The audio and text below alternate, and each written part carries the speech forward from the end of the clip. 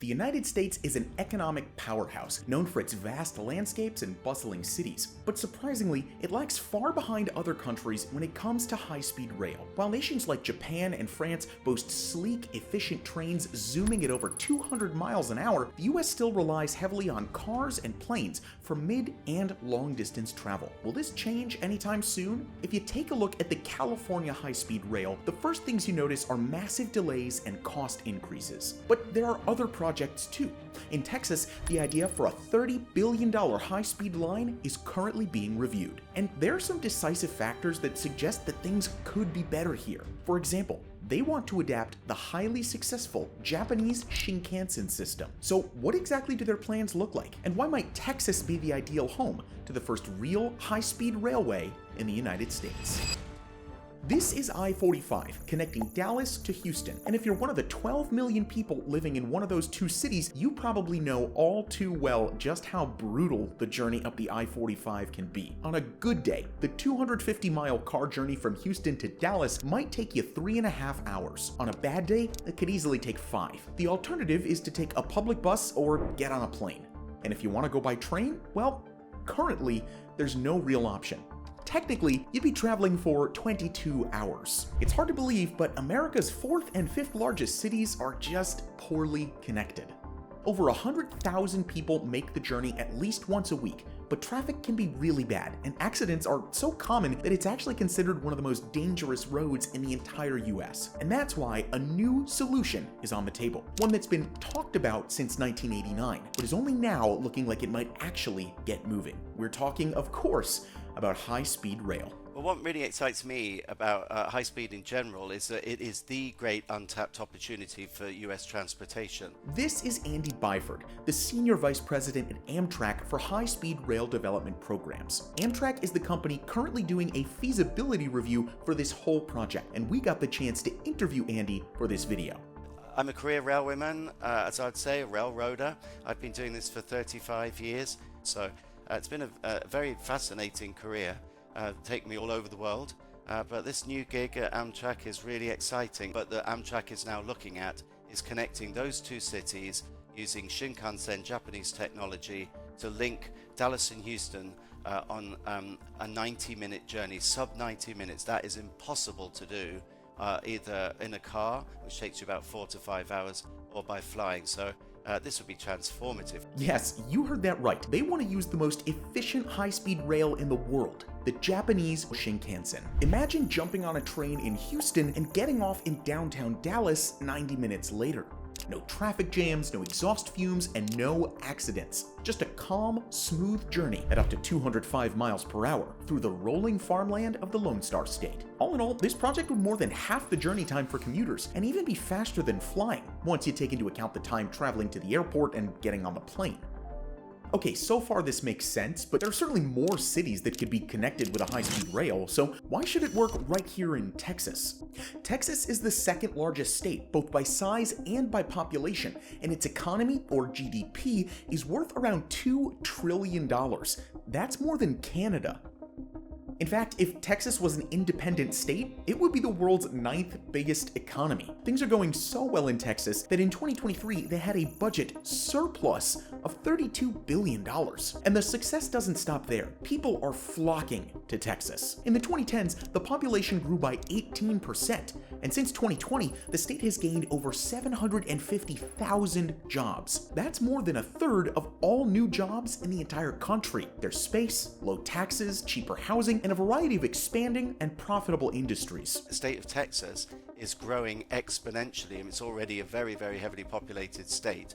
And the prediction is it's only going to get bigger, and most people will be living in the big cities, and particularly Dallas and Houston. The Dallas-Fort Worth Metroplex is now home to almost 8 million people. It's expected to become America's 3rd biggest city by the mid-2030s, overtaking even Chicago. That's a lot of potential rail passengers. All in all, investing in Texas makes sense right now. And as everything grows, infrastructure needs to follow suit. So what does the project actually look like? The proposed route from Texas Central, the private company behind this project, will have 3 stations. The first station will be here in the Cedars district of Dallas. It's just south of downtown and conveniently close to the Interstate 30 and 35 interchange. It's also close to the Hudson Convention Center, home to international sporting, business, and technology events, and visited by over 1 million people every year. Wide open spaces and plenty of light from the huge glass walls will make it a comfortable and modern transport hub, and also set it apart from the old-fashioned, though beautiful, Dallas Union Station. Moving south, the second station on the route will be here in Grimes County. The new station will be built halfway between College Station and Huntsville, just off Highway 30. Named the Brazos Valley Station, the 60-acre plot of land that it sits on will include plenty of parking, as well as a new bus terminal to shuttle passengers directly to the nearby Texas A&M University campus in College Station. By building in a relatively undeveloped area, the opportunity for local development around the station opens up, and Texas Central expects the local economy to flourish as a result. Taking the train here will get passengers to Dallas in under an hour and to Houston in a mere 30 minutes. The third and final station on the site of the former Northwest Mall in Houston will be built from scratch in a similar design. Located close to the interchange of US 290 and Interstate 610, it'll have easy access to local transport, shopping centers, and employment hubs like the Energy Corridor. This stretch of offices is home to some of the world's biggest energy companies, and almost 100,000 people go to work there every day.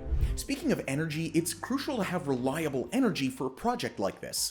As we saw in the news, the aftermath of Hurricane Beryl had a massive impact on the electricity grid. Now, this overview that we're looking at from today's sponsor is based on over 60 articles Ground News found covering this topic. Most articles are coming from highly factual sources, which you can sort by to find reliable information more quickly, letting you compare coverage from more factual outlets against less.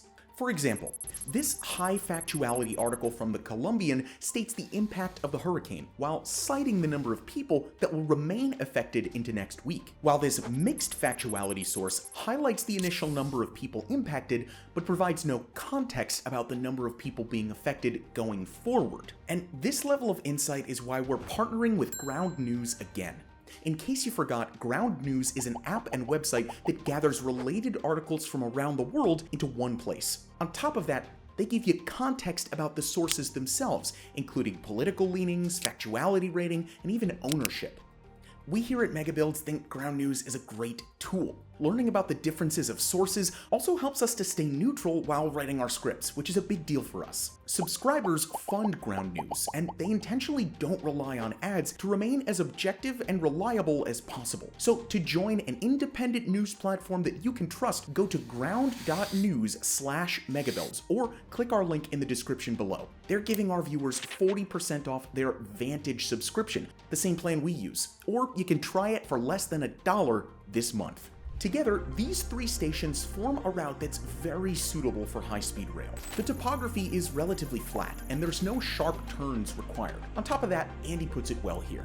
You need to have the right distance. The way we always describe it is too short to fly, too long to drive. So the sweet spot is between 200 and 600 miles. And this is pretty much bang in the middle. It's 240 miles. That's a good distance. That's viable. The stations will offer a fresh alternative, as well as the state-of-the-art trains themselves, wide aisles, fast Wi-Fi, and a smooth journey that runs every 30 minutes at peak time and every hour the rest of the time. According to Texas Central's original projections, the line could service 6 million passengers within 3 years of opening, and up to 13 million by 2050. Not only that, but with more people taking the train, fewer cars will make the journey between Houston and Dallas. And that means quicker journeys for everyone, fewer road accidents, and a whole lot less pollution, as rail travel generates significantly less emissions. In their original plan, Texas Central estimated that the project would support 10,000 direct jobs each year during construction, and 1,500 permanent jobs once the train is operational. And success here could mean success for other high-speed railway projects in the United States. Okay, sounds great, right? But how are they actually going to do it? They plan on using the same system as the world's most successful high-speed train operators, Japan. Let me explain. In 1964, as they got ready to host the Tokyo Olympics, Japan opened the world's first high-speed train. Known as the Shinkansen, or the bullet train, Japan's first high-speed railway connected Tokyo and Osaka and initially ran at 135 miles per hour. Nowadays, trains run at 200 miles per hour, and the network has grown a lot. 9 lines now connect 22 cities across 3 islands, and the average delay is only around 1 minute. In its 60-year history, not a single passenger has died from an accident or a malfunction. And so it's a superbly reliable system, and with an exemplary, unblemished safety record. So biggest advantage is you are buying a proven product. It works. The Japanese have used it across the various islands of Japan and exported it to Taiwan, and it's being looked at for India. So I like buying proven products.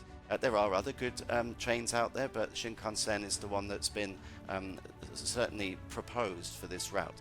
The Japanese high-speed network runs completely independently from the slower passenger and freight trains, and this would work well for Texas. Traditional railways in America aren't really compatible with the high-speed Japanese technology, making cross-operation incredibly difficult. So it's actually good that the new line doesn't follow any pre-existing track. With that in mind, it's not difficult to understand why Texas wants to adopt the Japanese system, and Texas Central has already set out a plan to work with a Japanese company, JRC, on the project. They'll use imported technology and expertise to build the Dallas-Houston line, modeling their trains on a slightly bigger Japanese version. By using this tried and tested technology, Texas Central can give some pretty solid guarantees to investors and the public about the trains. But while Japan runs perhaps the most reliable high-speed service in the world, they are not the only ones. In fact, high-speed rail can now be found across the world. France's network, for example, runs for over 1,700 miles. The TGV, as it's called, is efficient and popular, and even merges with similar-sized networks in neighboring countries, like Spain and Germany. China, as you may be able to guess, has gone one step further. Since deciding to adopt high-speed rail back in 2008, they've since built over 25,000 miles of track. Now that works out at more than double the rest of the world's high-speed rail combined. They initially used the Japanese technology as well, but they've since developed their domestic capacity and are close to becoming self-sufficient in the production process, a path that honestly the USA could feasibly follow. The emphasis here is on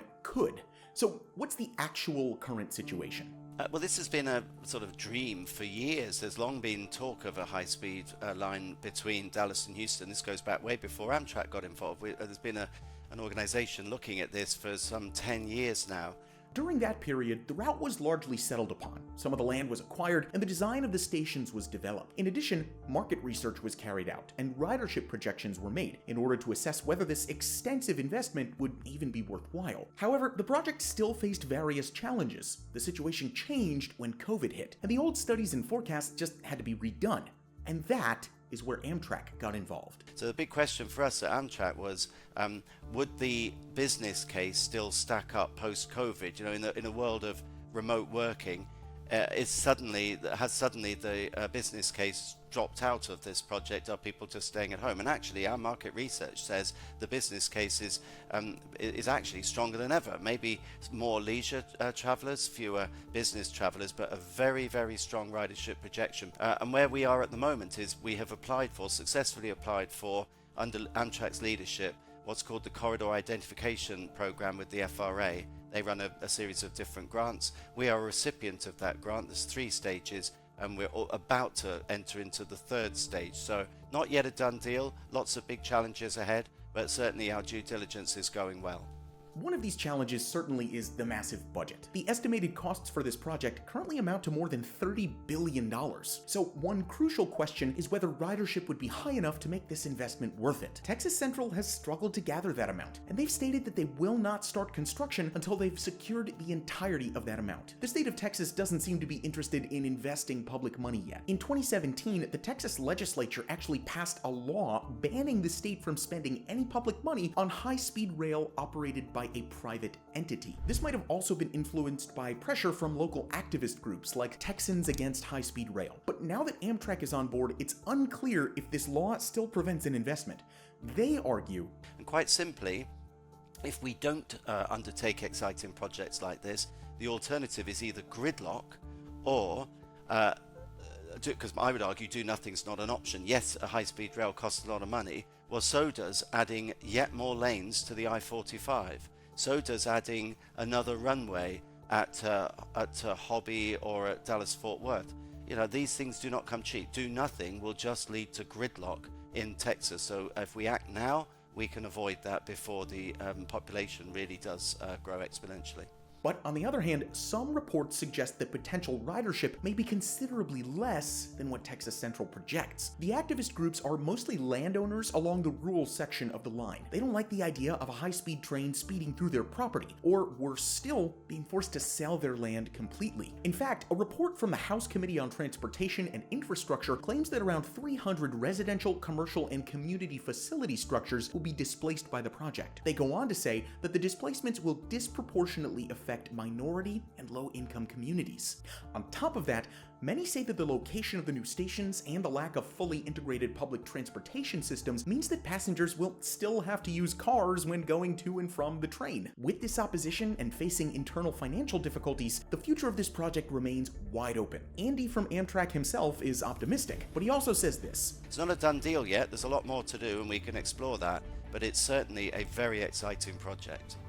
If Texas manages to pull off what California has struggled with for decades, a new model for high-speed rail development might be born. And the possibilities are honestly almost endless here. Extensions to the line could bring Austin and San Antonio into the network, adding another 5 million potential passengers. A 20-mile extension in Dallas could lead directly to DFW Airport, the second busiest airport in the world. And not only that, but projects in the Pacific Northwest, the Midwest, and the Southeast could finally get the expertise and funding that they need to really get moving. But realistically, we're not quite there yet. An opening of the Texas high-speed railway can't be expected before the early 2030s. In truth, despite the project being well underway in theory, bringing it into reality is a different matter entirely. There are a lot of good arguments for a high-speed rail in Texas, but we also can't rule out that it might suffer a similar fate as California's San Francisco to LA line. So, what side do you take? Do you think the arguments for building this massive project make sense? We'd love to discuss that with you in the comments down below. If you enjoyed this video, we'd appreciate it a lot if you would subscribe to MegaBuilds. Thank you for watching this long video all the way through the end, and we'll see you in the next one.